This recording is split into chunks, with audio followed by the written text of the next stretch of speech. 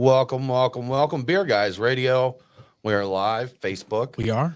Twitter, YouTube. Thank you for joining us. We greatly appreciate it. We're going to be talking with Cherry Street Brewing and DJ Jelly this week. Yes. Guys, thanks for coming and hanging with us. Thank you for having us. Yes. Yeah, so we're just going to get right into the show here. We just wanted to say hello to the folks watching the live stream. If you are on the live stream, you have a question or comment, feel free to leave it. We'll be back to chat with you very soon.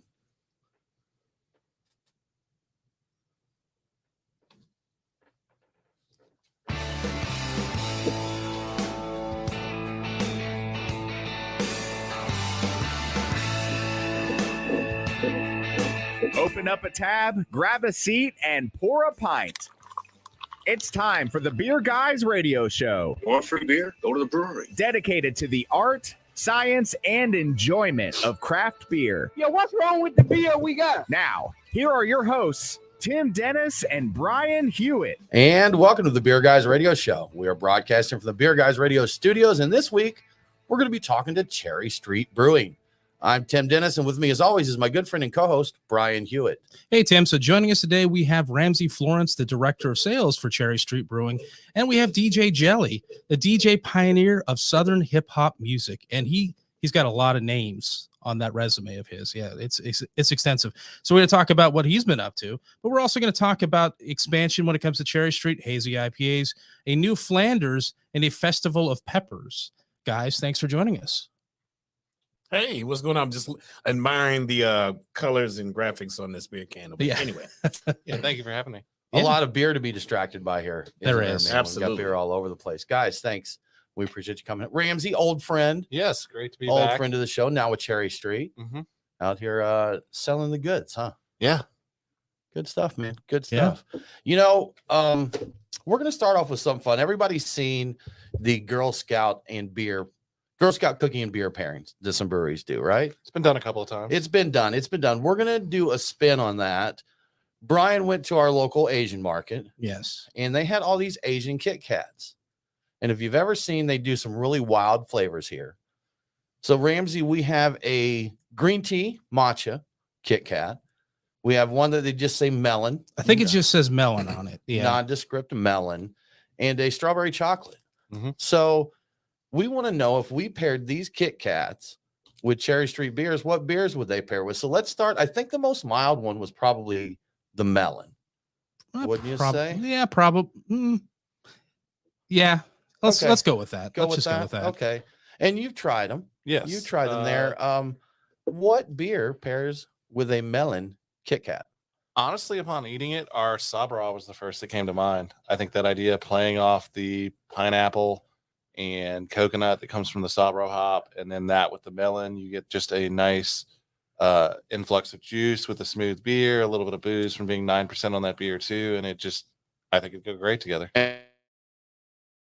And it's going to be a double dry hop 9% IPA. Okay. Do you think a DDH IPA in general would pair with this, or is there something special in your Sabro? This batch of Sabra that is being sold currently is especially juicy. So I think Extra because juicy. it's Is it extra juicy? Yes, It's it is. very very juicy. juicy. Yes, it is. It's extremely Absolutely. juicy. Yeah. Well, how about these strawberry chocolate ones? What one do you think you'd pair with that? Honestly, drinking that, I didn't bring it today, but I thought of our Oasis, our Imperial Stout, where I like that Okay. idea of the strawberry and the chocolate playing with the rich Imperial okay. Stout. Yeah. I get that. Yeah. I feel that. Sure. And that's, Sure. I think I would, if I were picking, it would be either that or the coconut porter. And I think that any of the other ones you get, like the big ones, the Dame beer or the pastry ones, you'd lose the niceness of that strawberry chocolate. I like that one a lot. Dame beer is its own dessert in its own. Yeah, So, exactly. It doesn't need any help. Paired with nothing, right? Yeah. Yeah. paired with happiness, which is usually what comes Or- with it. Setting in a good Or chair. another Dame beer. Yes. Yes. And then up the floor, most likely. And then a barley wine cleanser, obviously. Barley Right. wine cleanser. 1, 2, 3, a palate 4. refresher. Yes. Yeah. That's, I saw a, gosh, I'm going to forget the name now. Was it a Munich wine or something? I need to, you know what? We'll check that and we'll come back to it because Okay. I don't want to misquote it, but it was a style I'd never heard of. And Ramsey, I wanted to see if you'd heard of it. So we'll get our details together. I am not familiar with that. So Yeah. you have I don't my know if attention. I'm right. We'll figure it out. I'm We'll see excited what's by going whatever on this there. is. I liked all the other forms of beer that end in wine so far. Right. So Right. it's good. They're all Good. fantastic. And Ramsey, we have a green tea matcha Kit Kat here. What beer are we going to pair up with that? Honestly, this light beer lager we're drinking now, because this was light and refreshing to me as well, and it's something I could see myself drinking a couple of lake beers and eating a couple of those, and that's the kind of snack at the end of the night. The snack. Okay. Good time, man. Can't argue with that. Tim, what was your ranking then? I think you had opinions on that. KitKat ranking? Yeah, what is your KitKat ranking of the ones we selected? I think I like the green tea one the best. It was what I would call a clean flavor. Yeah. I enjoyed it. Very nice. The strawberry chocolate would have been my second favorite. The melon I didn't care for, Brian. I didn't care for. I thought it had an artificial taste to it. And in a previous life, my ex-wife and I owned a candle making business. And the aroma and flavor of that is almost a dead ringer for a honeydew melon candle that we made. So that seems like the right kind of melon overall in terms of flavor for it. I'm there with you with that being my least favorite. I like the strawberry chocolate one the most, but the lingering green tea flavor on that green tea one was very, very nice. Okay. So it's very slightly ahead. Jelly, did you get a chance to try any of these? Speaking of jelly, no, I tried the strawberry, and it's, I just don't like candy with my beer. That's just me. I can't argue with that. I get that. It's not my thing. What about in your beer? In my beer is different. Okay, but not all right, fair enough. Tasting that, it's just, maybe I'm getting traumatized. So if I puree it a little bit and just dump it into your beer, it would be all right. Beer, without me knowing, maybe. Without him knowing. Hold on, I'm gonna get Sean O'Keefe on the line. Let's get this. This could happen. Yes, that's it. You know what? I'm just going to create that phrase when you throw your cereal or your fruit. It's called pontooned. It's been pontooned. Let's get this beer pontooned. Yeah. So Sean, you're welcome. You're welcome. You're free to use that. Well, Tim, I think it might be time for the beers of the week. Brian, as always, great list of beers to get into. We want to thank our friends at The Nest for sponsoring this segment. The Nest Barbecue Craft Beer, downtown Kennesaw, Georgia. You should go check them out, man. Good stuff. Whether you want ribs, you want the smoked chicken wings, and you know you do. Try out those nachos. Good stuff. Go check out The Nest in Kennesaw. So, Cherry Street, we're drinking your beers this week. I hope so. We're going to get all the Cherry Street beers. We have the Sabro, which, as we've mentioned, is a DDH DIPA. We're going to get into the Lake Beer Lager. We are getting into the Lake Beer Lager right now. We have one called the Strawberry Side of the Moon, which is a Berliner with strawberries and blackberries, and Irie Hop, which is a double dry hopped double IPA. So a couple DDH DIPAs there, right? Beer Twitter got a little upset about all the IPAs, DIPAs this week, didn't they? That's right. I think what started it all off is somebody tweeted, it's like, instead of making your 12th IPA, how about making something else? And I don't know why, but everybody grabbed that, and that single tweet off of that one account has like 9,000 comments and likes to it. And everything else that they've tweeted that I noticed was like 1 or 2 likes or comments on it. So, did you follow the conversation in detail, the beer Twitter conversation? I did not. I just saw a few posts on it. It's initially people were agreeing with it, and then people were saying, hey, we're being too uptight about things. And I think what it really boiled down to is breweries got to do what sells. I mean, when it comes down to it, a lot of people acknowledge that after this went on for several days and to the point of everybody was sick of it, your brewery will go out of business because that's what sells. That's what people are drinking. Now, lagers are picking up. I agree with what you're saying. Brew what sells, Brian, but I disagree with the premise that breweries are only making IPAs. Oh, they're not. Yeah. I mean, if you go to any brewery, DJ Jelly, we met you down at Atlantucky Brewing, Nappy Roots Brewery here. Correct. And they had a jalapeno. Was it a pale ale? Jalapeno pale ale on. Yeah. They have a very nice milk stout that they put on there. They had, I can't even remember all the styles, but those guys are diversified down there. And you could say that just about anywhere else that you go. That Mile High. Right. Wow. And what's the Mile High one? That's the pale ale. Okay. See, it's and crisp. But I think people have misconceptions once they start getting into beers. They're like, IPA. Well, give me IPA. That's what on people, people are just not in there. That's the first thing come out of their mind. And they do still get a lot of hype. So, the hype makes it seem like it's there. If you go say you brew hey, we just got a new Maibach. Like 6 people get excited over exactly. That. 6 people. That's it. And one of them is not Rick Ross. 5 of them are in the room here. Right. Well, definitely not Rick Ross. Right. Different story there altogether. I mean, an IPA there is like a style of barbecue. Just to add one more thing, it's like certain people like certain styles, but there's enough differentiation across the world that you can't get bored with it. you can always find a new little niche or corner of something going on with it. Right. But if you are listening to this show and you are of the mindset that all breweries brew as IPAs, go to your local brewery. That's all it's going to take. And that's the one thing I was going to say. When I've seen Cherry Street on the shelf, a lot of times I see the IPAs. If you go to their tap room, they've got pages of not IPA things and a lot of things that are very, very not IPA. Like it's the vast majority of it is non-IPA, at least the last time I was there. So you can't really judge by what might be sitting on the shelf because they're going to pick up what they think is the hot thing. Sure. And right now, IPAs are still kind of the hot thing. Yeah, you may have to look for it, but it's out there. Yeah, it It's is. there if you look for it. Indeed. Yeah. You're listening to the Beer Guys Radio Show. We need to take a break, but we'll be back very soon with more from Cherry Street. You hit the eternal debate.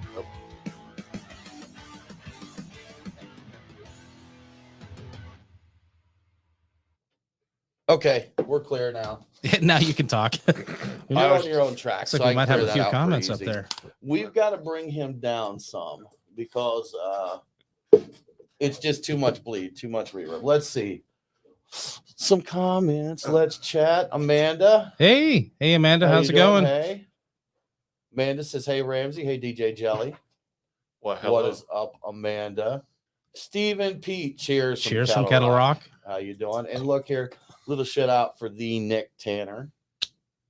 There we go, over at Cherry Street. Founder, head brewer, brewmaster, what have you? All those titles. He does all those things. Mover and shaker. Mover I and believe, shaker. right? Shaker of all Yeah, things that good are shook. stuff.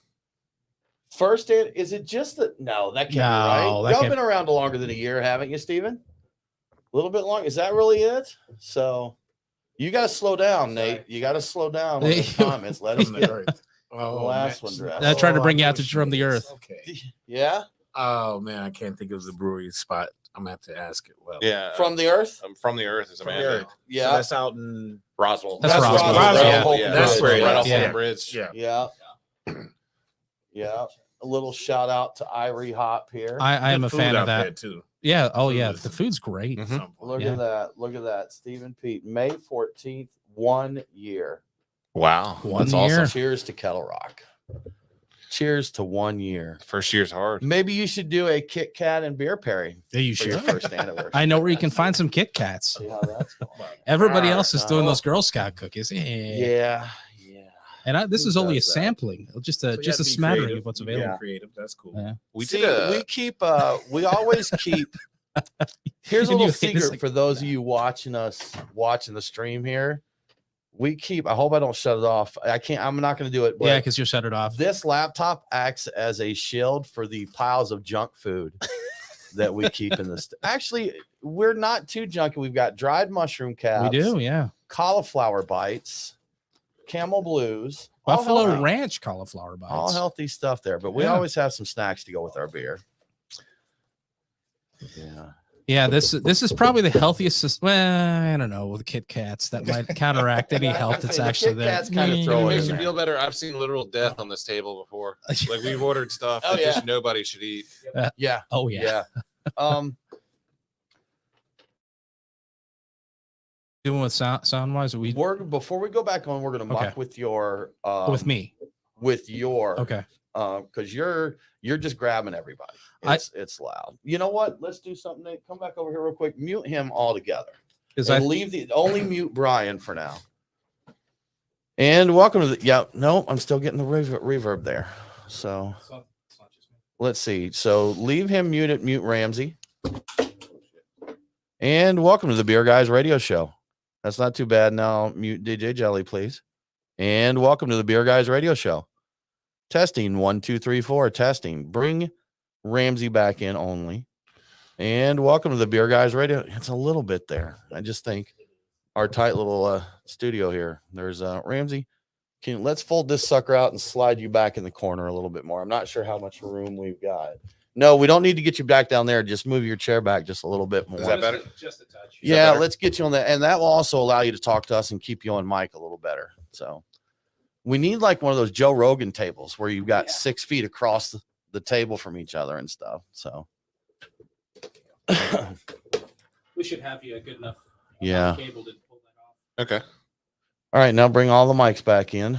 I can sit way back now. And welcome to that. That's actually considerably better. Check 2. Yeah, I think that helped a lot. So I'll just have to do some post. Not that having first to segment. sit over my laptop for the news. You know, Uh-huh. I can scoot back a bit. And that might help. I think a that little bit helped. with that. Yeah, that helped a lot. That sounds a lot better. I mean, still there's still a twinge there. Jelly, you got the ears. It's still there a little bit, isn't it? It is. Yeah. I think it's tough to do in a small studio like this. Yeah, we probably need to sound panel every single surface of this thing.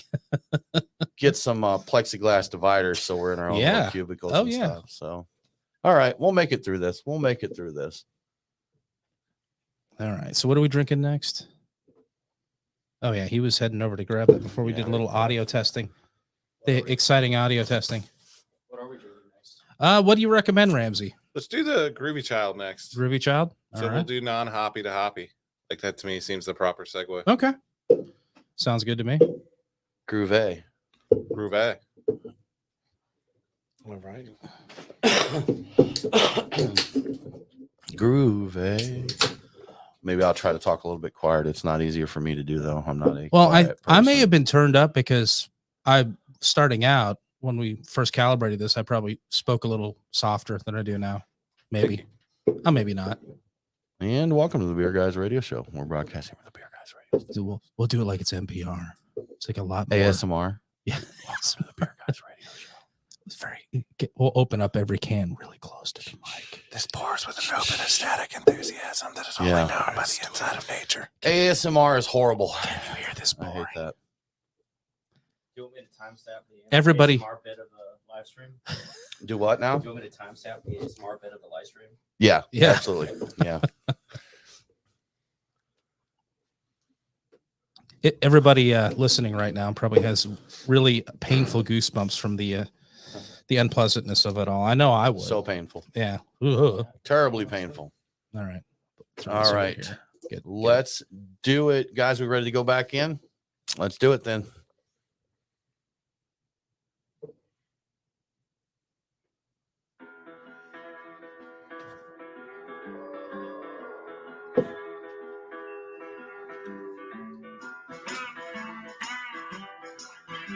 Follow the Beer Guys on Facebook, Twitter, and Instagram. Your revolution is over, Mr. Lebowski.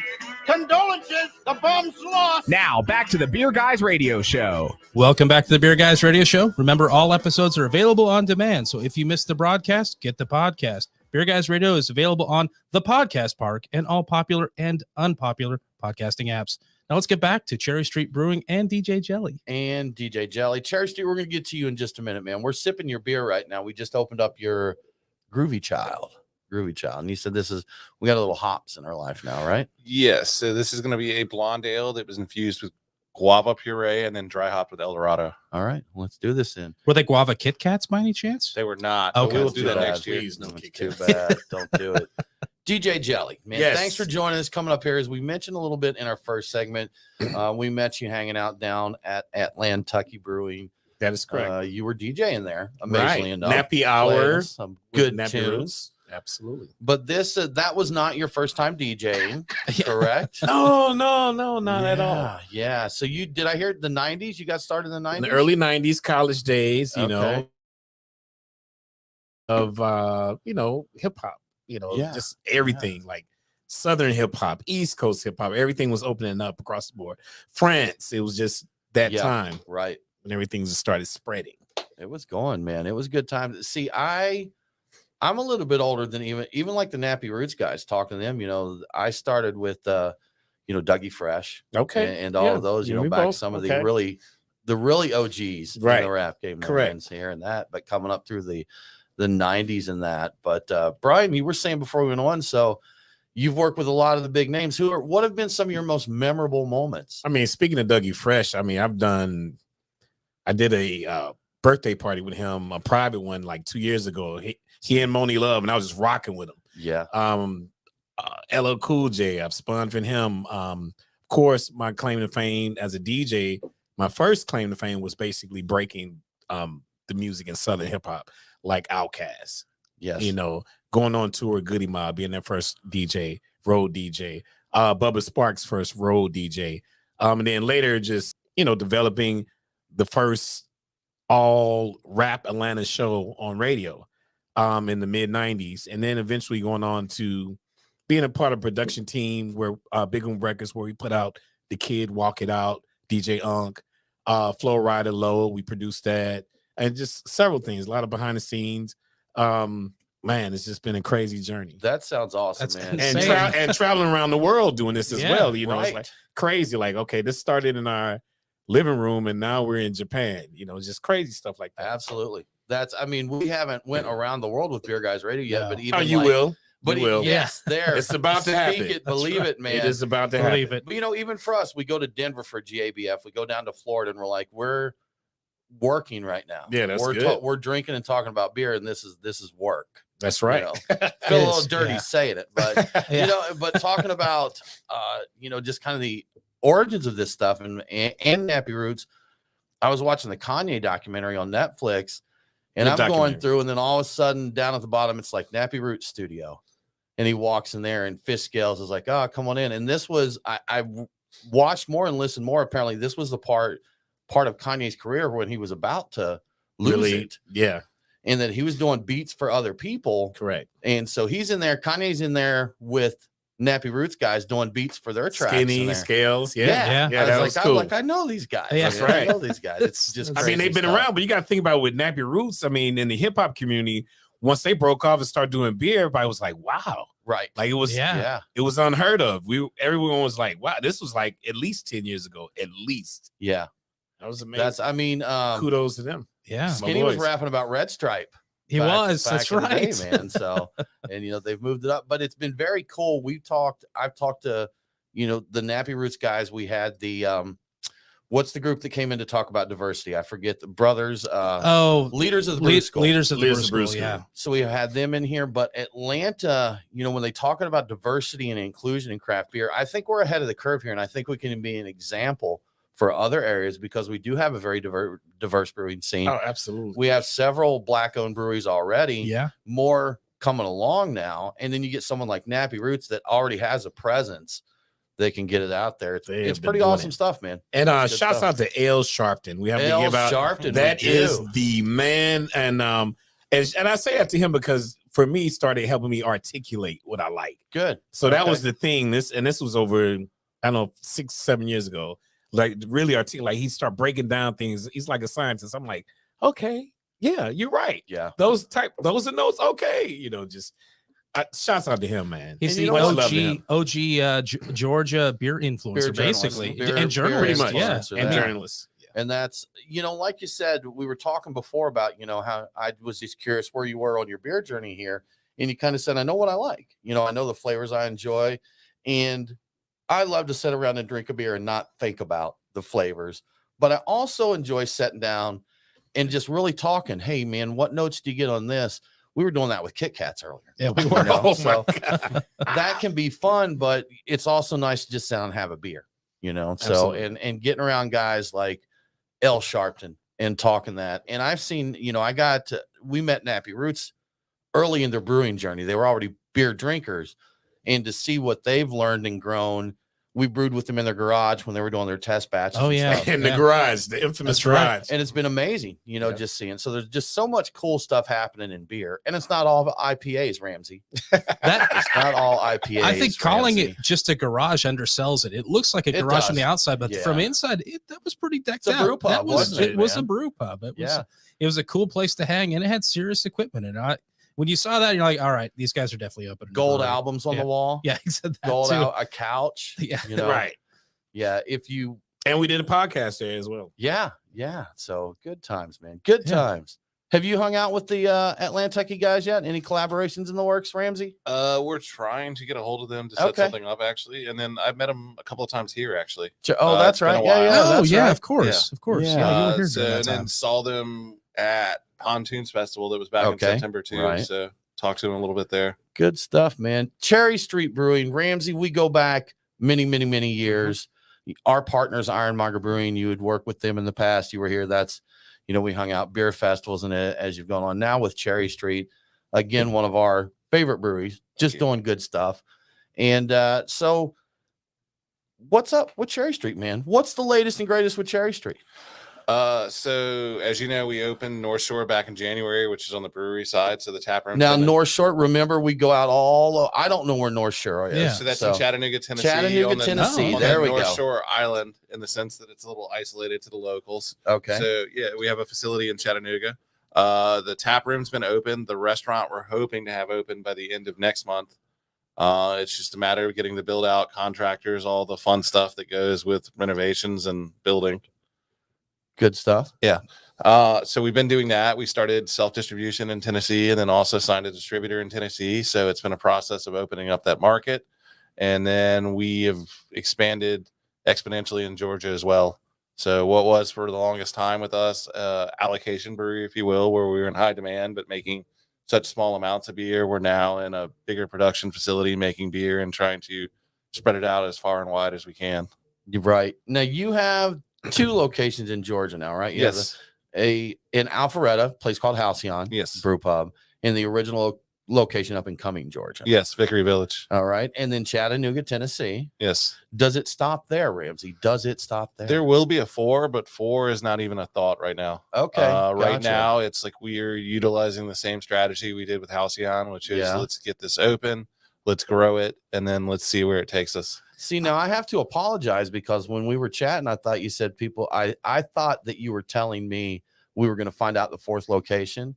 No. So that's what I use to market the show and tell people to listen. So when, I'm a liar, Brian. well, in the last time we talked to him, we actually talked to him at a festival, maybe last year. I'm not sure exactly when it was. We were talking about, I think he said something effective. Everybody asks about the 4th location. I'm like, I don't want to ask about the 4th location. I want to know where number 5 is coming in. Where's number 5 coming in? He's skipping. Brian. Yeah, I just skipped number 4 completely. Ignore him, Ramsey. There are certainly some cities and markets we've talked about and we have our eye on, but there's not anything publicly we want to even plant that seed yet. Not time for that just yet, huh? Well, All there right. is a city called Atlanta. You might, you just stay with me here. You might look into it. Is that in the state? I'm not familiar. Never you know, heard of it's it. just Never heard of barely inside of Georgia, just Okay. barely. Oh, So it's gosh. you might look into it. They do like beer there. So Oh, okay. just Good. give Yeah. it some thought. Good. Well, you know what, y'all? We're going to take a break here. Since this has been a food themed show, when we come back, we're going to talk peppers with Cherry Street Brewing.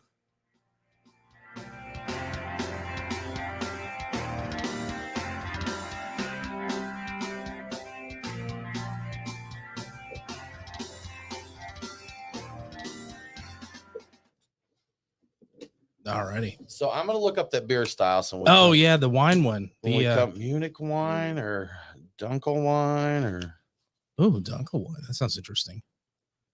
Dunky. I did when I was playing around on Twitter this week, talk about wheat wine more than it's probably been talked about on Twitter in years. So I'd love to have some Yeah. wheat wine. oh my god, that'd be so great.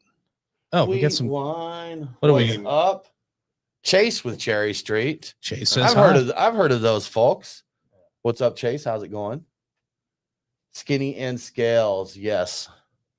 They are good people, man. Good people. Oh, that's right. On my way to Georgia. Yeah. that we was did a that a couple of years Yeah, back. that's right. He said he collated with him. I thought maybe Collated. they had to fix They- a printer together or gonna say, something. The Yeah, when it's all those sheets came out all cattywampus and they had to put them all together. good stuff. Ramsey, a shout out to Ramsey's hard work in the VIP tent at the last beer Way festival. to go. Nice. Most Patrick welcome. That was a Doyle giving the blast. shout out there. Great event. We missed that one. I We wish you guys missed had been up tickets, there. It was a man. great festival, man. Yeah, we should. I got you next year.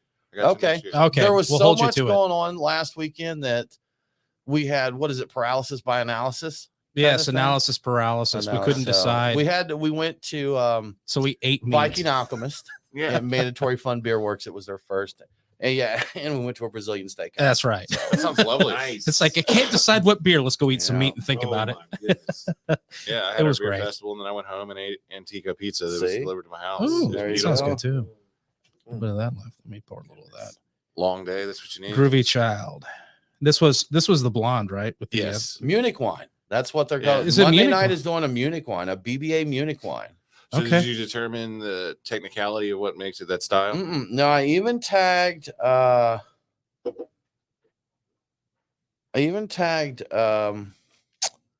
He's Tasty Cold Snacks. I forget who it's on. Oh, is that Peter? That's Peter Peter. Kiley? Yeah, Peter Yeah, Kiley. Tasty Even tagged Cold Peter Snacks. Kiley to see what he can tell us about it, but I don't think I've got a response. So to it's me just yet. a name. It's not even an established style at this point. Well, there's someone did reply and say Private Press did one. Okay. And it says, let's see what we've got here. Munich wine is a new sub style of barley wine. All right, y'all stick with me here. We're going to get educated. Munich wine is, and this is courtesy of Heath Johns on Reddit. Munich wine is a new sub style of barley wine that I quietly created at Private Press throughout the pandemic. The genesis of this new beer style is rooted in my admiration for both barley wine and Munich malts. Okay. All right. A silent pursuit aged in bourbon and California grape brandy barrels and reminds me of spirit-soaked bread pudding. Okay. Topped with toasted almonds and covered in a dark sweet cherry caramel sauce. I'm excited to see how this new style develops both at Private Press Cheerios. and beyond. Okay. Sounds good. It sounds good. Yeah. Yeah. I'm on board with it. Really work with. Munich So that's the malts. one from Private Press. So who it- apparently developed the style, and it looks like Monday Night's giving that one a shot. So keep your eyes out for Munich wines. All So right. essentially, everybody. it's a malt substitution, and then it sounds like maybe a yeast substitution from a traditional barley wine is what Sounds I like it. Well, interpreted from that. now, see, I want to find the one from Private Press to taste the originator, so I Right. see how things happen from there. Oh, I'm 100% with you on that. Yeah, right. Yeah. So Very much into it. Yes. Get on it, Tim. I know, right? Are The you all going Munich. up to Athens next week for the Creature Comfort? Possibly. We haven't been up there in a long time. Yeah, it's been a so- minute. It's been a minute. You So- going? You going to go over for that? Man, I have to do the nappy hour, so I'm not going to make it in Okay, time. gotcha. Yeah. Have you ever been over to the Athens breweries? Visiting? I was there 2 weeks ago. Okay. Matt, what's the one guy? He does cars, and he was talking about Rick Ross, showing me all this Rick Ross stuff. Okay. I can't even think of the fucking. It's The brewery, it's really Southern Brewing, It was Southern Brewery. Southern Okay. Brewing Company? No, Yeah. not Southern Brewing. No. Terrapin, You got Terrapin, Southern, Southern- Authentic, academia. Academia? Is it Okay, academia? Gotcha. Okay. Yeah, All right. that guy. Gotcha, He was gotcha. Rick Ross to death. All Speaking of right. Rick Ross. Okay. Just don't Yo, put I'm anything doing up. cars with Rick Ross now. Look, tell you. Yeah. He's like these tricked out cars. Like cool, but it was a good place. All right. Beautifully looking. I see Rick Ross is having a car and bike show. Correct. It's like $250 to get in, just like to general admission, man. I don't know. He's got to pay for his house. I don't know. Got to So pay you for the pay- Aston Martin music and the All that and the Maybach several music. cars, And all the, that yeah. shit. It's $250 to Yeah, only look at a academia. car. That's what it was. Well, that's what I But wondered. he'll was have all they people were turn doing out. there. He'll have Yeah, people people show. come So out, I people mean, come out. That's exactly what I was saying. Man. You know what? Props to Rick. If I could charge $250 to come to a car show, I'd charge $250 to come to a car yeah, show. seriously. Yeah, Yeah. Southern Brewery. We're actually doing something with them in the fall. We're gonna do Okay. a festival. Oh, cool. So I Okay. have some friends. Thank you, sir. They got a great space. Yeah, pretty dope. You gotta quit it. Wait, Southern, they have two spots now, right? Yeah, right? they have one in Athens Monroe. and Monroe. That's yeah, right, Monroe's the other. Monroe. I've never been to the one in down the Monroe. street. Yeah, I haven't been to the Athens. Monroe one. I know the Athens tap room well, and I've known Yeah. them since they opened. A huge spot. They're the ones that have the amphoras in there. They Yeah. were aging stuff in amphoras. Yep. It's yep. some really fun stuff they were doing, especially Huge spot. in the sour categories. Yeah. Huge space. The wilds, sours and wilds. So where Wilds are and we? sours. So this is a sour with strawberry, blackberry, and actually a little blueberry puree too. So when you're adding this stuff, is this happening post fermentation, pre packaging, or is this like, Save it for we're the show, fruity- Brian. Save it for the show. Okay. all right? It's a great question, Yeah. which That- I'll answer. Yeah. Well, I was just thinking about. It's like how shelf stable is this? It is very shelf stable, where and I can get But into it in the we'll show. save it for the show. Yeah, we'll get right That into is a that. great question. Packaging heavily fruited beer is a complicated beast. Yeah. I like the graphics. Thank you. Yeah, that's Chase, our graphic designer. All right. Okay. Chase, I love the designs of the cans from Cherry Street. I very much do. I've Good enjoyed looking them. stuff. Chase is he's a hard ass though. Is He he? is. Because I got his media package that was very specific on how I could use their logo, and Oh. he wasn't having you getting goofy with their logo. You could not put it on your chaps. Is that what you're I saying? could, well, Okay. that was fine. I just had to email him pictures first. Oh, Yeah. okay. which Well, I did. seems Which I reasonable. did, so- Seems reasonable. Yeah. Well, he wanted to make sure the logo was exactly centered with the butthole. Yeah. Yeah. Exactly. Right. It's Could you make a timestamp on that, Nate, so I can know it's where to, important to get it properly on the where to cornhole. address that? All right. So, yeah, he's like, yeah, that's centered. You're fine. I'm doing good if that's the first You're edit of fine. the episode. That's the first edit. Yeah, we'll be good. Compared to previous episodes, I'm doing All right. wonderful. Yeah. Cool. See, Don't. See? Don't get I all told you, confused with man. my logo. Don't go mess with my logo. I did, and I'll treat it well, Chase. I promise. Did you get my pictures though? So, all right. Hey, let's do it, man. Let's do it.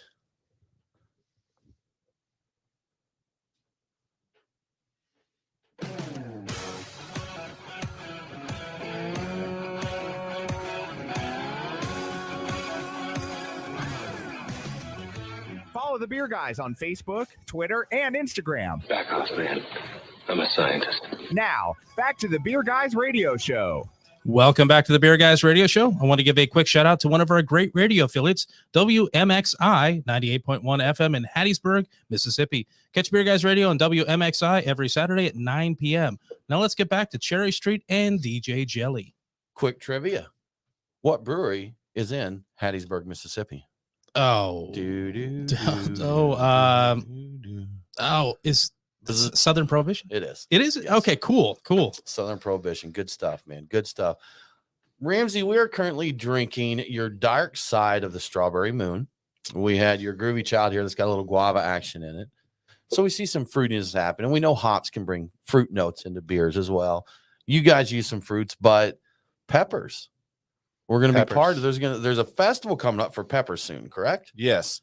So to back up a little bit, at the start of the pandemic, is with everyone, you found a lot of idle time to, fill in different ways with personal hobbies. One of that of most of the staff at Cherry Street was creating their own hot sauces. Or what started as just passing time, then quickly became an internal competition of who could make each other cry more. Okay, who can cause more pain there? Yeah. Okay. What is the favorite or the preferred pepper of choice in these blends, or are they all across the board? It's all across the board. It's all different, and they're all grown within like each other's gardens. For a while at our warehouse, Nick actually had about a dozen different peppers growing. Okay. They were used in a variety of different beers. If you guys tried the XXX Cortex that was released last year, that was all locally grown peppers that were done in our warehouse that were then infused into it. Which is one of the spiciest beers I've ever had. And that stemmed from people told us we weren't making spicy enough beers, so they went to the most extreme they could, where they gave me a tank pour, actually, and I was talking to an account. Like, literally, I had them at the Vickery bar, and I'm sitting there trying to sell them something, and they gave me a little 3-ounce shot of it. I downed it thinking it was a pastry stout, and then proceeded to cough like I was choking on bones. Like, it was hot. Lit you up, huh? And then I like heat, but this was uncomfortable heat where I literally had to go chug milk. Like just someone that couldn't handle their heat. Like I felt very ashamed, and it was not good, but it was one of those where but you got to do what you got to do, man. Yeah. But so that spawned this whole idea of we love heat, and we wanted to create a festival that's going to show hot food and hot beer. And we want to collaborate with a bunch of different people from all walks, from restaurants to individuals to other breweries that love this enthusiasm we have for peppers. For peppers, huh? Yeah. Jelly, what are your thoughts on hot foods and hot beers? Hot foods, I love. Hot beers, I haven't really. My palate hasn't actually just settled with them yet. I haven't. Okay. I like it to be a little bit more subtle. I mean, I like things that have maybe grapefruit and more round. If there are little peppers to it, just a little bit. That's all. Not the crazy. Don't get crazy. I'm not. Huh? I want to enjoy my beer. See, I'm a medium heat kind of guy. Give me a little bit of heat there. I don't want crazy. I've got friends that when they go out for wings, they just say, give me whatever the hottest ones you have is just blanket. No, I'm not about that. I've always thought heat is a flavor, and I think it probably has to do a little bit with the peppers. Sometimes like hot foods, because of the heat, I can't stop eating. I just really fixate on that hotness as a flavor, which doesn't make any sense to me at all, but it completely works for me. It's a complicated flavor. Hot beers? Just heat in general. Usually with food. It's usually with food, not so much beer. Food. I'm actually I'd rather taste a really well presented pepper flavor in a beer than the actual heat, like the Don Jalapeno. I think it's not even made anymore. I don't think they make it anymore. Wonderful. I think it was just a jalapeno amber. It was a beautiful expression of the flavor of the jalapeno pepper with just a tiny little heat to remind you that it is in fact a pepper. That there's a Love pepper that. there. Love that. Thought that was wonderful. We did a homebrew thing that was kind We of like did. that. Yeah. It was, they did half of the peppers were just green and half were fire roasted. So you got kind of both layers up there, but it was fun. So You know who does like the hot pepper beers though? Skinny DeVille. Skinny does. He Skinny is a DeVille, big Navy fan of Root, those. Yep. habaneros, bring the heat. He's all about it. Sure Indeed. enough. Now, do you guys have any pepper beers? You said you did some. Was this just like small batch on tap kind of stuff? Have you So the distributed anything there? Triple X Cortez, the killer that was released, was a bottle release. It was at Vickery, and we did a normal size batch of it where they infused a full bourbon barrel with I think it was like 4 or 5 different peppers.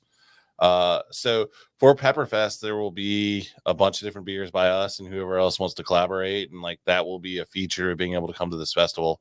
This will be at Vickery Village, and we want it to be. No one knows what, like, half the country doesn't know where Vickery Village is. So it's in Cumming, Georgia, our first There you go. location. There we go. I'm sorry. Yeah. Now we've triangulated it. See, We that's should- the problem we have when we have locals on, is That's we right. talk like locals. So We do. We'll work on it. We know We'll the work on turf really well. Forget know the that we know turf. the turf. Pretend we're outside. I just need Yeah. a sign behind you that's like not local. Not If I look local. at it, it's like, all right. Yeah, I just a can- reminder. Flash it at you every now and then. We'll Focus get on it. my West Coast accent. You'll Yes. that'll help you out. Yeah. Yeah. So Vickery Village, Cumming, Georgia, Yeah. Pepper Festival. When's the Pepper Fest? We're shooting for October. Okay. So when it cools down a little bit, come get hot, which Yeah. there you go. You've got a marketing slogan. It's Yeah. cooling down. Come heat up. Come I mean, heat no up. one wants. I mean, okay, I'll back up. I will certainly eat the spiciest thing in the world on the hottest day in the world, and I've done that in different parts of the world and loved it. But I think for most people, it's going to be a fall or winter type of event to offset Georgia heat. Yeah, and I think you do have to kind of appeal to the masses. So we've talked about kind of a similar thing with beer styles. It's like in the heat of the summer, how many people want a 13.9% barrel aged stout? Right. Yes. Ramsey raises his hand. It's like, I'm not going to let. I may drink more. DJ Jelly's shaking his head. You're I not won't going do for. it. I was gonna say I Not didn't see the gonna hand do it, go huh? up. I love stouts, but not in the summer. What if the air Okay. conditioning is really on, or it's really blasting? Don't You worry, might- you Anakin. might- You'll you find the sell- dark you- side soon it- enough. That would work. That would actually work. Yeah, See? that would work. Not so much in the studio today because it's a little warm in the studio today. Yeah, it is a little toasty in here. Maybe not today. Another day, possibly. You're going to hit that though. turning point in the same way. Once you find the rabbit hole of lambics, you will never go back. And it's like Okay. that's part of I the like journey. that. I'm excited that. for you and your journey because once you get there and get sucked into that vortex, everything will change. There it is. Now, have you seen the chart talking about the evolution of a beer geek? Yeah.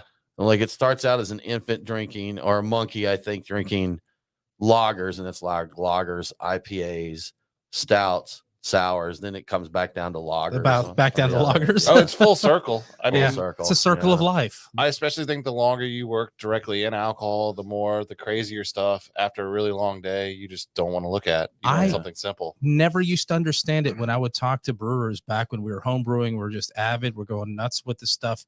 And then we talk to them about what they drink. Oh yeah. Just, high life. I like a high life. What on earth? Yeah. How are you making? You're surrounded by all this beer, drinking high life. I get it now. I Our kind of get it. now. operations manager will wear a Coors banquet hat like his life depends on it. You can't pull that thing off his head. And if you do, I'm pretty sure you'll get punched. Like Yeah. he's that loyal to that He's brand and attached. loves it. All right. Maybe his head Look. comes off with it. It is actually That would attached. explain a lot, actually. Yeah. He just flips the whole thing with his head there. So something I wanted to ask about this beer, Inspired. We were talking about it in between segments. There's a fair amount of fruit in this. How do you add that? Because fruit is a big concern with bottle bombs, basically fermentation and keeping things cold. Is this added, like when you're adding fruits? Is that before the ending of the fermentation? Is it just before package? Like how does this work? It's going to get fruited during secondary, and then they're going to let the fermentation finally ride its way down to its final gravity. Okay. And so then they're going to condition it a little longer just to make sure there's no extra fermentation or surprises. And then essentially we know because of how that tank is when it's carbonated, there's only a certain amount we can pull out for package before it's essentially a smoothie sour at the bottom of it. There's usually a keg or two that's extra chunky in the sense of there's a lot more fruit, and like that is the smoothie sour keg. And we'll usually keep that in house just because, again, we want a consistency across of what's more in control draft and over how you're package. Yeah. serving there. Yeah. Yeah, and it also comes down to you just don't when you get into distribution, and this was something earlier where that's something I think about all the time. It's hard to control what someone will do with your beer when you don't have control of it. Right. And one of the Right. biggest things I've come across is seeing now self-distro versus distribution with distributors. They're both awesome in the sense of working and getting beer out to mass people, but kind of completely changes that strategy of what you're doing and how long you want something to sit or be available before you pull the plug on it. Okay. Yeah, I think you have to assume when you're putting beer out into the market that it's not going to be treated exactly the way you want it to. I think a lot of people insist on it, but you have to assume it's going to spend some time warm someplace. My philosophy, probably for a few weeks. Yeah, my philosophy is Murphy's Law. I can't do anything about it. Yeah, exactly right. Exactly Is that right. Murphy's Law? I thought Murphy's Law was if something If it bad's can gonna go happen, wrong, if it can go it wrong, will. Which means I go can't wrong. do anything about it. Well, I'm not sure that's the way that works, Ramsey. But you know, whatever works for you, man. Well, you whatever have works for done you. something about it by Let's letting call it Ramsey's finish. Law. Ramsey's Law. I can't like do Ramsey's anything Law. about I it. can't. That's all there is to it. I can't do anything about it. So, or what is the Irish prayer? Or something like that. They let me know that. No. What's the one? Let me know the things I can change. And I think all that's that. the Alcoholic Anonymous Nate says thing. You just gave an AA slogan. I Yeah. think it's an AA slogan. Nate just said I don't have time to pray. Here. Okay, We're going there to you have go. to take a break. You're listening to the Beer Guys Radio Show. We'll be back right after this.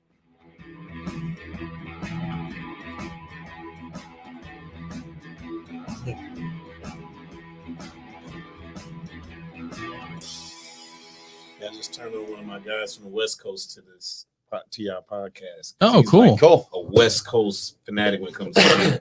And I'm not really on a lot of the West Coast beers. Like he was, Mhm. that's all he talked to me about in Cowboys. Yeah, tell them half the team is Yeah. from the West Coast originally. Okay. Now I've been here for a long time. But Okay, yeah, got you. yeah. Got So Yeah. we represent both coasts here. We are. Yeah. We're out there. We've got 2 stations in California. We've got Is it 2 now in California? Washington, Oh, Oregon, California, Californians. New Mexico. Yes. New Mexico. We Yeah. don't have Colorado. That's the one We we got want. Texas, we too. We want Colorado. We've got Yeah, Texas. why don't we have Yeah, Colorado? I've tried. Well, he's based in Houston now, but he's Okay. but he loves like West Coast IPAs. Yeah. Shit. It's good timing for it because that's kind of making a comeback. The lagers and West Coast IPAs are growing. Not to say the other stuff is going away, but it's people are moving slowly in that direction. Yeah. Yeah. No, it's like you guys were talking about it Chase. earlier. Cheers, man. Chase. Yeah, We got you Patrick Doyle sold on the Munich Wine. Yeah. Mm-hmm. And DJ Jelly, Patrick's got a question for you. Yeah. Brian, would you read it out, please, sir? So Started if I had teaching if a kid wanted to get into DJ Yeah. life, how would you get them started? I teach band around from Ramsey's joint. Well, I do the same with anyone, really. I teach them the DJ techniques and everything as well. So it's not a hard thing. You just have to get together. Get on it. Just got to Yeah. get together. Yeah. You got to get together. Yeah. I mean, I've been teaching private lessons for 2 years, but 2 years prior to that, they had the Jam Master J school here based out of New York. It was Okay. here. So that's what I do on the side as well. I mean, it could Okay. be a 45-year-old woman. It could be a 12-year-old kid. That's what I do So as awesome. well.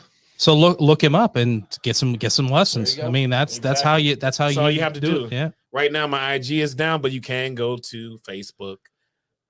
Jelly's Jam. Jelly's Absolutely. That's right, Jelly's Jelly's Jam. Jam. JELLYSJAM. So I got a question for you. Something I heard, and I didn't know if it was just urban legend. Is it serious as cancer? No, Mhm. no, it's fun. It's Okay. fun, man. It's not that serious. I saw that. With Steppen I was and asking a question. Steppen Why are you and being rude Porter. like that? He's being rude. Yeah. Do you want me to read this off or Go all right? ahead. Yeah. All right. With Steppen and Porter getting smaller cans, any hopes for getting smaller Oasis and other stouts in cans? Ramsey, this one for you. So we actually have a more sessionable stout in the work called Bear Proof. And so the name sounds a little weird. So I'll explain conceptually. We wanted to make a trail mix style stout. So in other words, that trail mix, that gorp you have when you're out Yeah. hiking, fishing, flavor like Yes. that. And this is going to be a little more sessionable in the sense of it's going to be a 6-7% stout, more approachable. And it's like that'll be in a 12-ounce can as well. Cool. Oasis I want won't some be. 8-ounce cans. You want some. That's a 8-ounce. different beast, and that'd be a little harder because that's getting a different fill head and going Yeah. through a lot of equipment changes.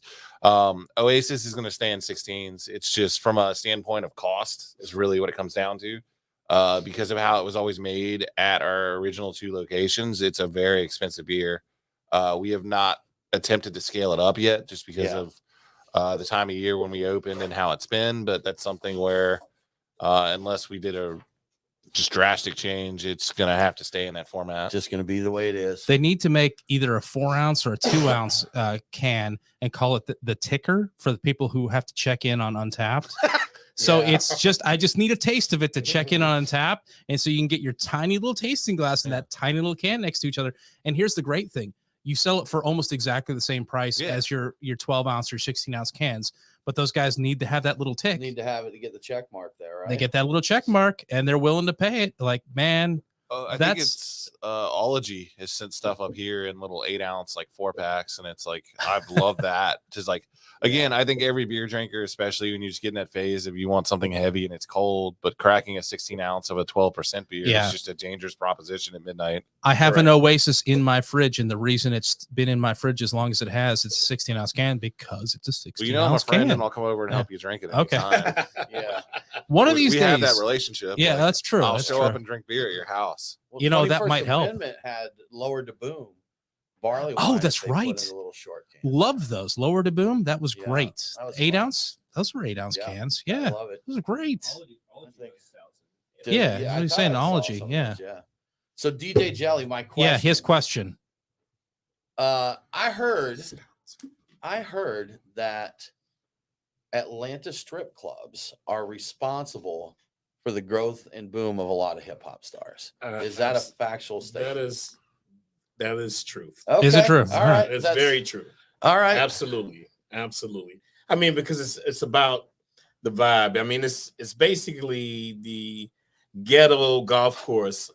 That okay. The Of ghetto Georgia. golf course. Yeah, The ghetto golf course. Course. Gotcha. of Georgia, and that's where everybody goes and hang out, Uh-huh. and you see the vibe, and you hear the conversations where the sports people are politicians, and then you have the street people. So you get a mixture of all of that, and then you put that in your vernacular and your creative thing, And strip club DJs were a big deal. Like I can't remember his name, but I Absolutely. swear I heard somewhere that there was one DJ that they said, "Look, this guy launched a lot of careers because they go up to his booth. Here's my mixtape.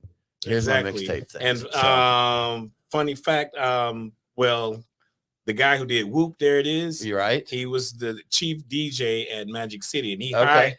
hired. That was my first DJ job. Yeah. Oh. After I got fired from Bobby Brown's studio. Okay. Oh, Okay. All right. See, and that's because like you said, Magic City, going to Magic City is different than a group of frat boys going out on a Saturday night Oh, absolutely. to the strip club. It's Absolutely. a different thing altogether. So Yeah, even Cheetah is different. I was over at Cheetah the other day, and amazing food, and it's just different. that's what I've heard. Yeah. it's just- yeah, I've it never is. been to Magic Can City. I I tell my never have favorite either. Cheetah story? Okay. Well, hold on. Let me say this is real quick. I'm going to say It's this. radio friendly. Skinny DeVille asked me to be on the board of directors for Atlantucky Brewing, and he told me that Magic City was the boardroom. And he said that we've yet to have a meeting, Skinny. I got to get back with you You and have to see go why over the there. board's not Go over and meeting. hang out. But that's it, man. Okay. Yeah, Cheetah. we'll see, man. All right. So a long time ago, I was with a good buddy of mine, and after going to see a show at the Tabernacle, he convinced me we should go to the Cheetah. And so we went, and we got a table kind of up front, and we were just chilling. It was like we were tired. It had been a longer night. You know, just have a couple of beers, hang out, enjoy the vibe. Were y'all down in the okay, gotcha. And so there was a group that was obviously a bachelor party in front of us, and one of the gentlemen decided they wanted to literally make it rain with dollar bills, and that behavior is not accepted at all at the Cheetah. Oh, no So as kidding. quickly as Okay. this guy threw Okay. money at the Oh, yeah, they shut dancers him and down. performers, they tackled his butt, which Yeah. was just incredible to Yeah. watch. Like Wow. see someone just flattened like a pancake, down, dragged out, and you're like, mental note, don't do that. I'm Don't naive. have I that would have next Bud thought Light. throwing money out would be like, I oh, would think dude's that was throwing encouraging. money. no, Let's not go. in Cheetah, not in No. Midtown. Okay. Okay. Are Yeah. they for like a classy strip club or trying to be? Well, a yeah, classy strip pretty much. club? It's supposed to be that type of tier where Okay. they, hey, we don't do these certain things. You know, so. All right.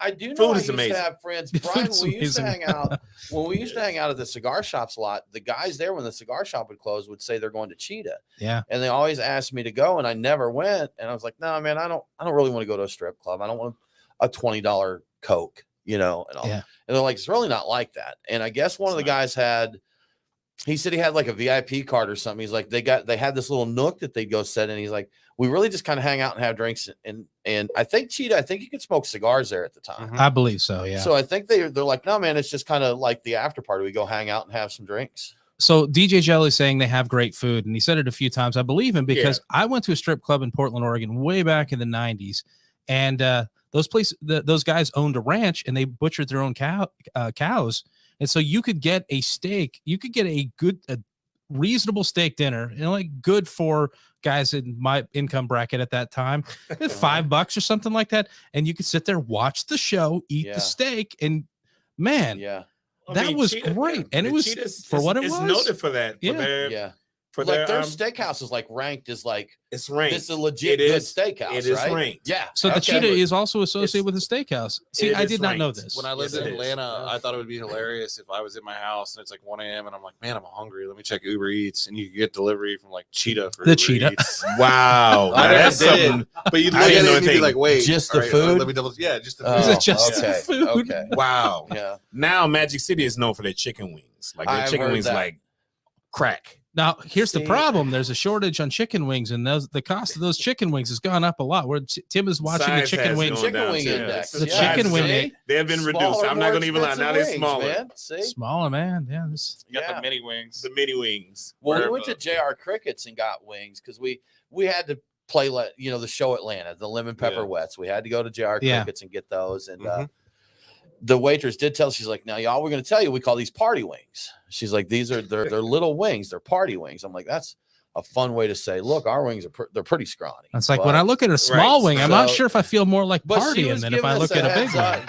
She was giving us a heads up to order more. Like if you guys can eat 20, you better order a 40, a 30 or 40. Think like a party. The more, the merrier. So a lot more wings. I like that. You put it in the last way. And it was good. Yeah. I enjoyed it, man. They were tasty wings. No, they were great. They were great. And lemon pepper wet is still my favorite way to have wings. Yeah. And I ask for that even when it's not on the menu. Can you take that lemon pepper? Can you take that buffalo? Can you mix these two together and bring them to me? I do the same. Yeah. There's been a lot of debate on a lemon pepper wet. Like I've seen places that do it and they basically say it's just butter and lemon pepper, which I think is the American deli style. Do any of you guys know? Because there's two schools of thought from what I see on lemon pepper wet is the like a wet lemon pepper, butter and lemon pepper. Yeah. And then there's the mix of a buffalo and a lemon. That's the one I like. That's the one I that's the one I've assumed it was. Fat to infuse the flavor on the wing when you're tossing it after it's fried. It's like that's the most fundamental thing of like you're using a fat or an oil to infuse like if you get a wing that is just a dry season, they're never as good. Like I know some they do like Cajun dusted it's tasty, but you know what? If you were to add 4 sticks of butter to that Cajun seasoning, that'd be fire. Now we're on point. Now, if somebody wants to take my concept of lemon pepper and then add butter on top of it, I'm not opposed to that. I mean, they already have. It's not your concept. Oh, all right. You didn't invent this. Okay. I mean, it's just a lemon pepper. It has been plus done. The butter, lemon pepper, buffalo plus. I'm saying with the buffalo. Buffalo sauce has butter in it. Yeah. You want more butter. You want someone to butter your butter. That's what I'm saying. I was like, when you see that butter, I want you to put more butter. That's now a phrase for going.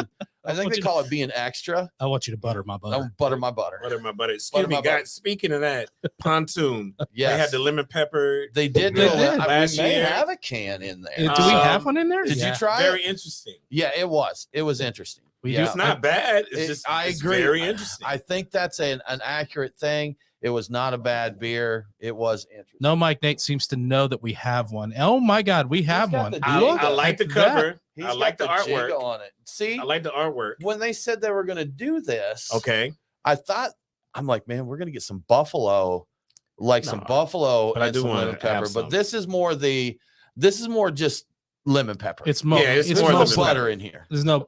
They could have done that too. Some diacetyl. Hold on. This is. Let's just say this is lactoon. This is pontoon. This is lactoon. Yeah. So wait, this has been pontoon. We gotta back up. This has been pontoon. I feel like we talk about Jersey or something. Y'all keep saying about pontoon. Yeah. Oh, only in Jersey. Have you had that? No. All right, crack it open. Yeah, let's make it happen. Yeah, go. Did you bring it? How many Dame beers did you bring? 22. Okay. Let's take one of those Dame beers.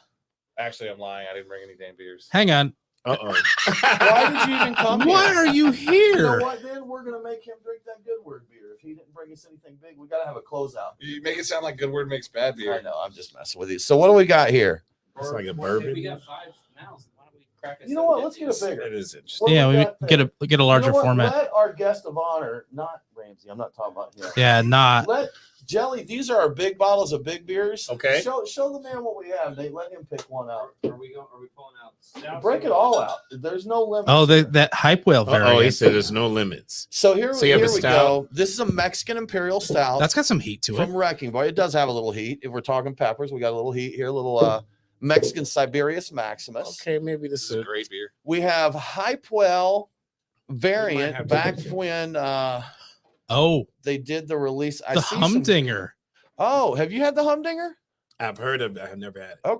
I mean, you know the I album, think it but at have you least had needs the to be beer? open. I haven't had the beer. So we got a garage club here that has got. It looks Monday like Peter night? Kiley wrote the label in pen. Yeah, that was one that I think it was floating around for a while. I have Garage no idea. Club number 3, OG situational ethics, possibly Macallan 18 Oh, I see. barrels.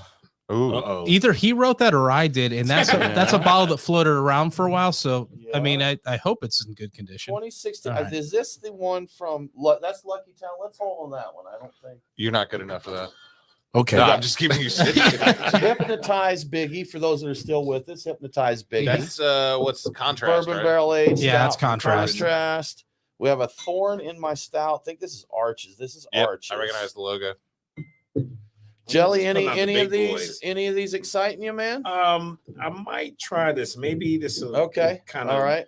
Now you know the Well, you know, Humdinger that's is laborious. that's Monday night collaboration Yes. with Nappy Roots, Okay, so I have to try it for the conversation. because I figure it's a really good beer. It's Whoa, seriously a very good is this beer. De La Soul beer up there? The Steady Hand. Wait, I'm just looking at the artwork on the Steady Hand. Oh up there no, with the three. one, the 3. Yeah. No, it does look like that, doesn't Right. it? I don't think it is. Now they have a good coffee stout. at It's Steady 3 Hand. Mace I Pasta cannot- Me, and that's that a shit is, like, magic ridiculous. number. I think I saw that it randomly recently. I'm like, oh, it's an anniversary beer. I might as well get some of that. And I think it's a triple IPA, which I like my tip. Now I want to listen to De La Soul. All you had to do was say it, and I'm thinking So we put back the. I'm all Mexican. We'll set try adrift the, on Memory Bliss over Humdinger. here. Wait, Set Adrift of Memory Bliss. That's PM Dawn, right? PM That is Dawn. PM Dawn. I'm That's mixing PM them up. Dawn. Yeah. What De La Soul do? Me, myself, and I. Potholes in my lawn. Man, they did. a I'm lot. mixing it up there. 3 Feet High and Rise. Man, I love That's that. the, album. okay. That's their the album. Gotcha. Yep. All right. I love the heck out of that 1 PM Dawn album. That's one of the earliest anything even close to hip hop I ever got. So Okay. actually, Okay.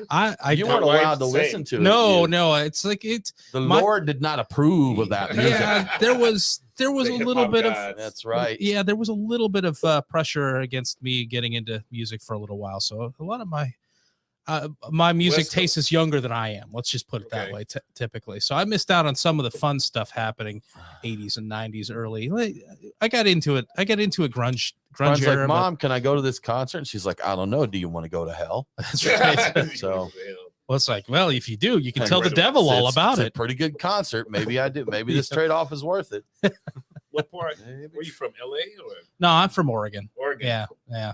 I you know what? I now spent a lot of my formative Portland, yeah. years actually outside of Portland, so the concert availability was very limited unless you wanted to go to massive like guys that would tour all the way Yeah. out to Eastern Oregon where I was at. So unless you wanted to Man, I see had Bruce some Springsteen, and I fun wasn't a big with- Bruce Springsteen fan. You Yeah. didn't see him. You didn't see too I've much. only You know? got to Seattle. I never made it over to Oregon. Oregon's Yeah. is a very unique place. Let's just say that. I've always heard that. Like everybody in Seattle talks about Oregon. It's its own country. Yeah. Like everyone. it is. Yeah. Yeah. If you watch the show Portlandia, I feel that Wanna because pop that Humdinger? so Oh, much- You got, Yes. you got an opener. there is so much you go. about I'll that let you that do the rings honors. true. I mean, Yes, sir. seriously, from a guy who lived in Portland for a lot of years and has just been around Portland folks for a lot of his life, it's very true.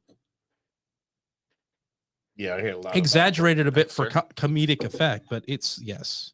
Is that enough or no? I'll do a little more. Thank you. All right, there you go. Wonder if I get Represent. get Skinny to FaceTime me.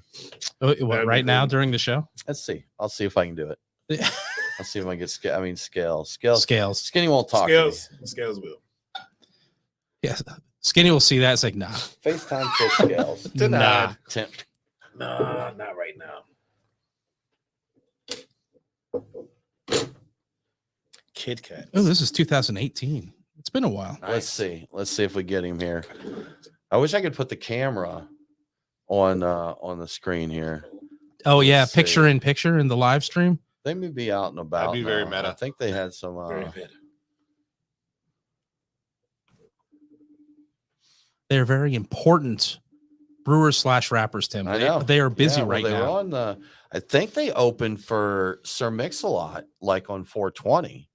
I think Really? they did a show with Sir Mix-a-Lot out west somewhere, maybe. All right, I think I did actually FaceTime have. unavailable. I think I So, actually did have a Sir Mix-a-Lot album before I had that PM Don album, if I'm thinking right. See, Yeah. a lot of people don't know about the original Buttermilk Biscuits. Oh yeah. And Sir Posse's Mix-a-Lot on Buttermilk Broadway. Biscuits, Posse on Broadway. I walked up and down. I walked up and down Beepers. Broadway. That was my shit. Yeah. Buttermilk Biscuits. Here we go. Sift that flour, roll that dough.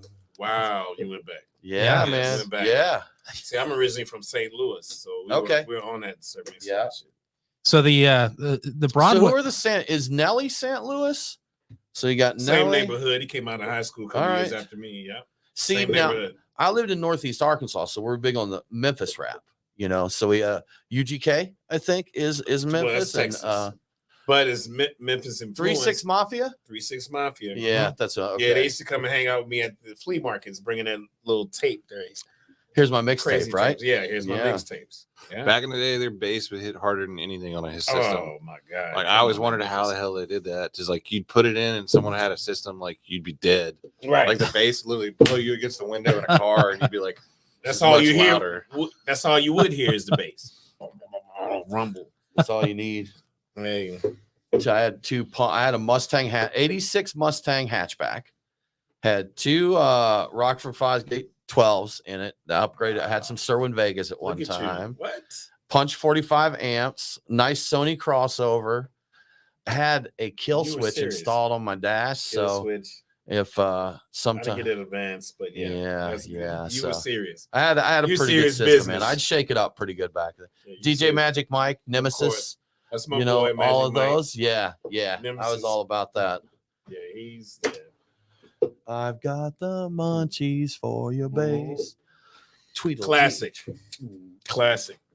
just shake you. Like I used anybody in Atlanta, they love Munchies for your bass. Yeah. Magic Mike, fill the bass. yes, feel.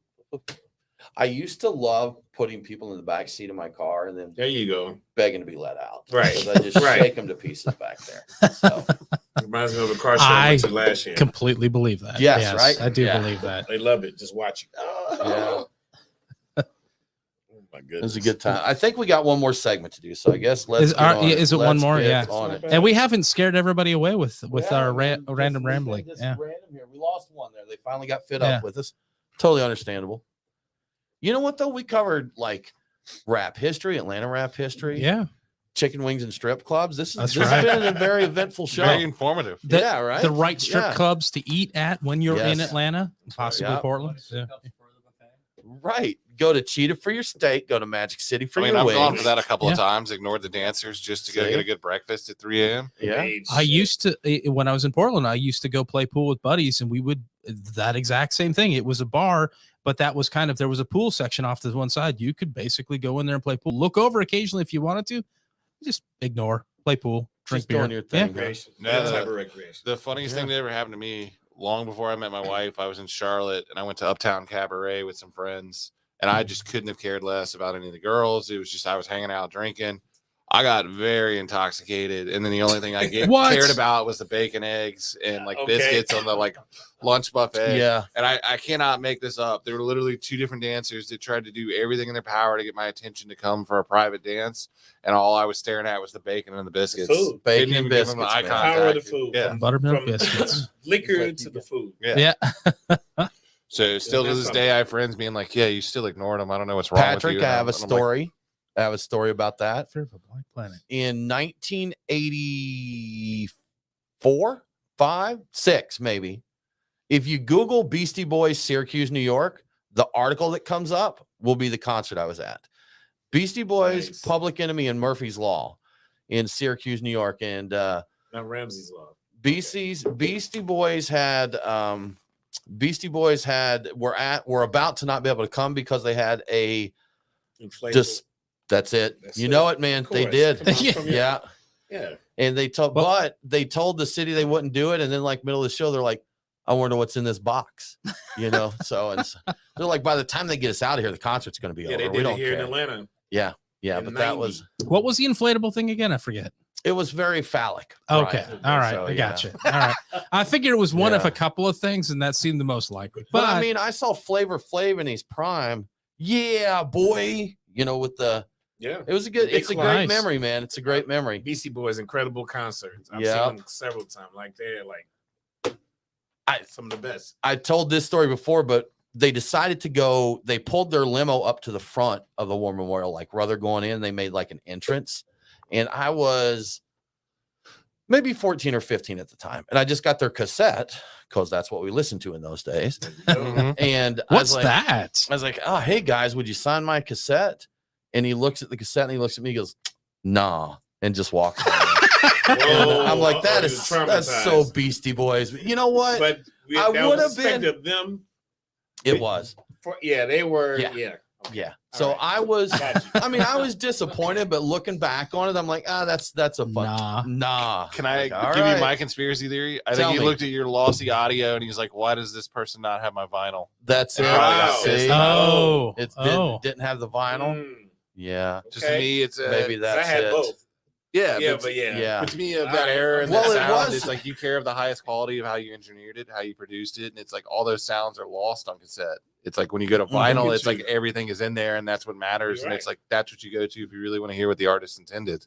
Okay. Well, it was a cassette that I recorded after the radio that I had to press pause at the right time. Did- So you have a second so gen the- bootleg. You Did wanted you to have sign a? or Did what? you try to get him to sign a No, bootleg? no. Because that part of the No. story I This dude was never like, heard. That "Dude, would he be gave me amazing. money and he I wants did me to do sign that. it. That's what that was. No. He's offering me No, a bootleg to sign. you No, I'm not sign going my to do that. bootleg? I traced the logo, Beast, wrote pencil, Beastie Boys. Misspelling it, like the E's backwards or I might have something. got a better response. I can just imagine him looking down at that and was like, "Is this guy for real? Yeah. Is he even serious here?" Beer. If somebody brings Beer, a cassette to me beer. and asks me a bootleg of the show on cassette, I will Good. sign Thank you for it. I will tuning definitely in. sign it. You should, That would be dope. Jennifer. You should definitely go back and catch this from the beginning because there's some solid gold There in is this show. some very golden stuff. Solid gold. All right, guys. One more segment to do the show. Let's do it here.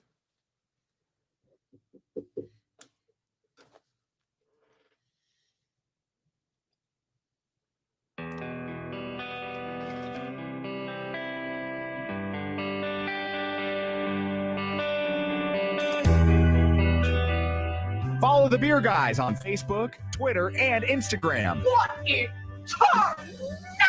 Now, back to the Beer Guys radio show. Welcome back to the Beer Guys Radio Show. If you enjoy the show, please consider supporting us on Patreon. Just go to patreon.com/Beer Guys. Patrons get cool perks like Beer Guys swag and commercial-free episodes. Now let's get back to Cherry Street Brewing and DJ Jelly. Yes, let's do that. You know, we cracked open a little. This was my last spot. No, I have one more at home, Brian. Oh, you got another one. Okay. But DJ Jelly, you said you had not tried this. This is the Humdinger, which was a collaboration stout with Monday Night Brewing and Nappy Roots before they opened their brewery. So we decided to open them up. What do you think of this one? I mean, I like it. It's it's thick, which is fine. I mean, I don't know. There's a little bit of bourbon in it as well. I think this is bourbon barrel aged, isn't it? Yeah. It definitely has a little lot of BBS. like because richness it's to kind it. of humdinger. It's kind of sticking to me right now. It's kind Okay. of like In the best way, right? in the best way. Yes. Absolutely. Yeah. It's Good holding stuff. up well for a beer that's It is. basically 4 years Now old. it I has think at this point. stayed in Yeah. our beer fridge, so you Yeah. know we've kept it cool there. But The infamous beer fridge. I still the beer fridge. I still have the glassware for this. At least Yeah, one me too. glass of it. I really like the glassware, and the bottle was cool too. It and is. the beer is good. So It all is. around, It's dope. very good. Absolutely. Yeah. DJ Jelly, next question Yes, for you, sir. man. I'm going to use this to lead into the next Cherry Street topic.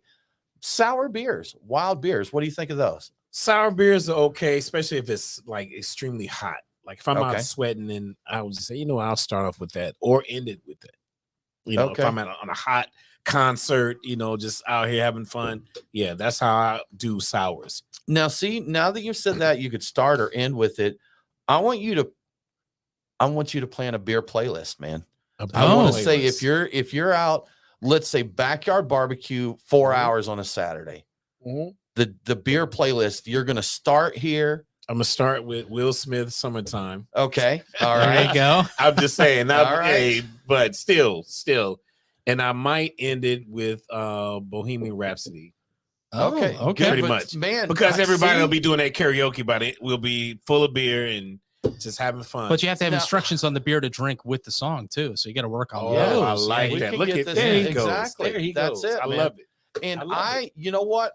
My mind is a flurry because we started with Summertime and ended with Bohemian Rhapsody. I'm ready for the ride, DJ Jelly, because that's Okay. got to be a ride in between there. But Right? I like how you put Yeah. that in there. Yeah. Pairing and all that. That is very. That's it. My- I man. like that. It's It should be a challenge. good time. My brain is all McFlurry as well, Tim. See, you could do that when you do your events with your breweries and stuff, man. You can be Yes. like, look, this is what Yeah. I got here, and this is the beer that The playlist. you want to pair this beer with this playlist here. I love So, it. I love yeah. it. We're all over it here, man. Ooh, We're all I over love it. it. Sour and wild beers. There's a lot of variety there, right, Ramsey? Metric. Yeah, what? metric What? ton. Yes. So you can start with a little kettle sour beer, a Berliner, lambics and gooses and Flanders and oh my. Oh my, oh my, oh my. Oh my. So Cherry Street does they dabble in a little bit of all of that, correct? Until very recently, no. So Okay. I mean, we were not doing mixed fermentation. The majority of sours that were being made were kettle sours. Mhm. And then until essentially this release that's coming up, Laurel is our first mixed fermentation sour where we were using essentially spontaneous culture and also introducing wild yeast into the process with it. So for us, it became a project of passion and something where we just more than anything and used patience just to wait and see what happened. It also helped that kind of with the flow of the pandemic in the beginning, it's like it was set to the side and we let time do its thing with it. I think here's a theory, y'all. Stick with me. I think the pandemic in the long run did great things for craft beer. Oh, you do? Because Okay. here's why. Here's my theory on this. Because breweries could do stuff like, well, we're slow. Let's brew a Flanders.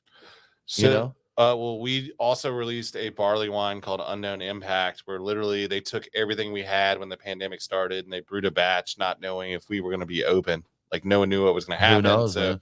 the concept of it was literally F it. Let's put everything we have into this barley wine. Maybe we'll get to drink it. Maybe we won't. And then time just happened. And then we were like, oh, we have like literally 67 barrels worth of beer we haven't looked at in 2 years. Let's begin to go through it. And for us, it's changed the game for us where for moving forward this year, there will be a abundance of barrel age releases coming out that we're all super excited about. See, that's it. And that's my point, Brian, is brewers did smaller batches. They did special releases. I know brewers that emptied some barrels they'd been holding because they're like, let's sell this.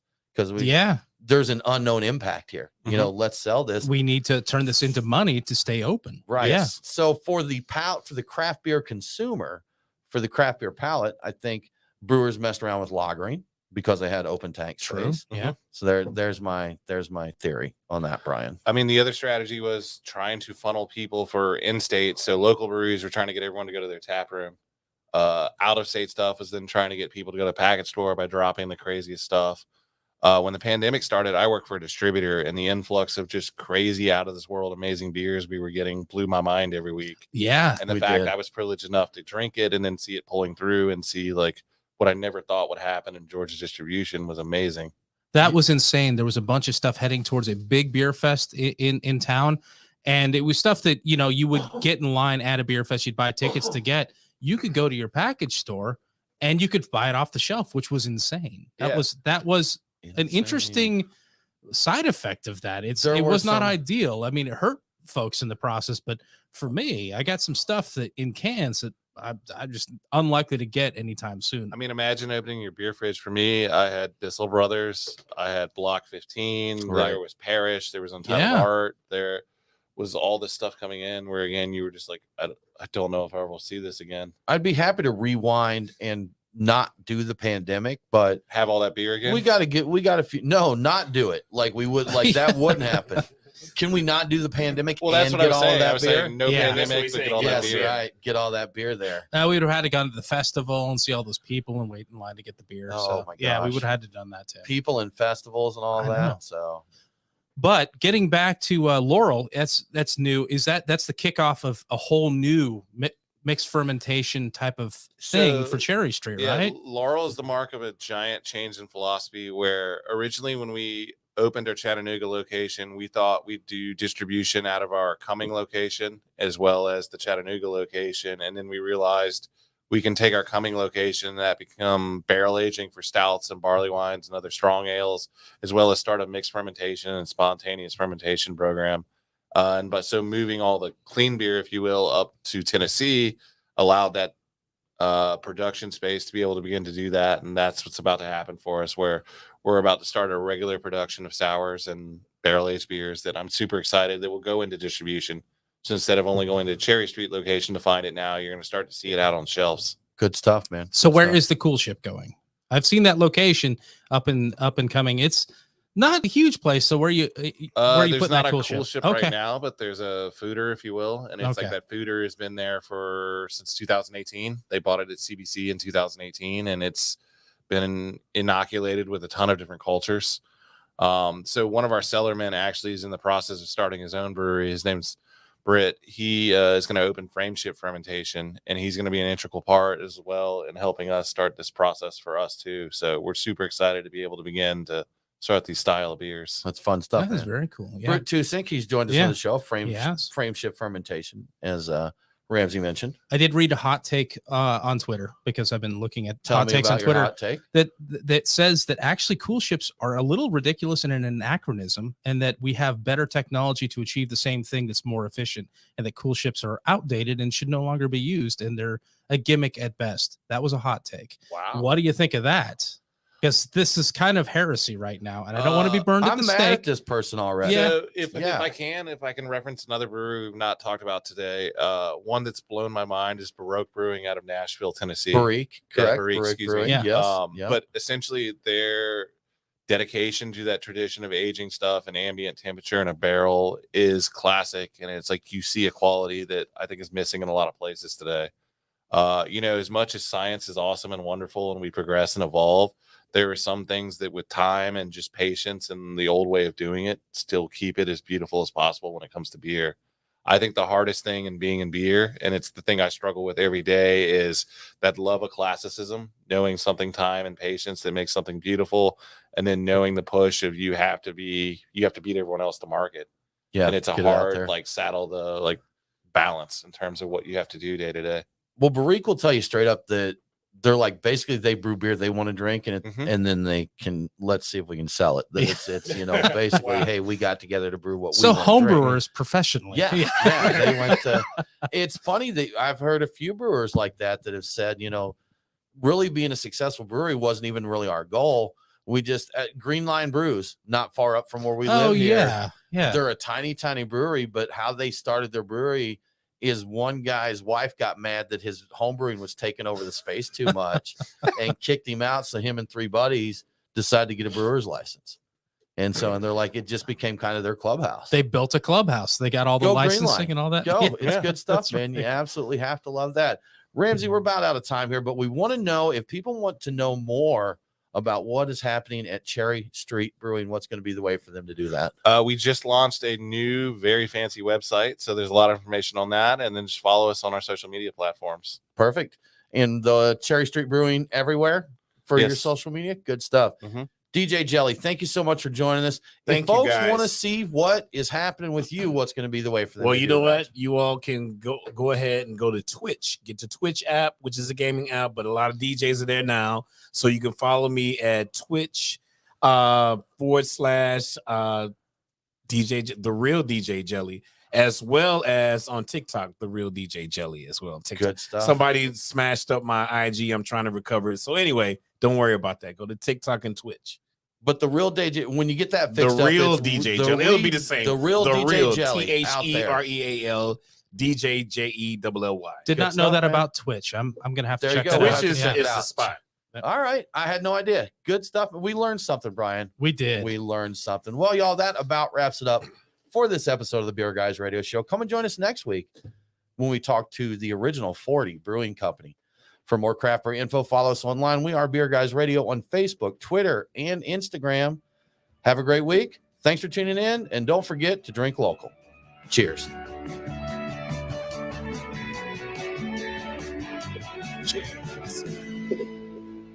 Yes.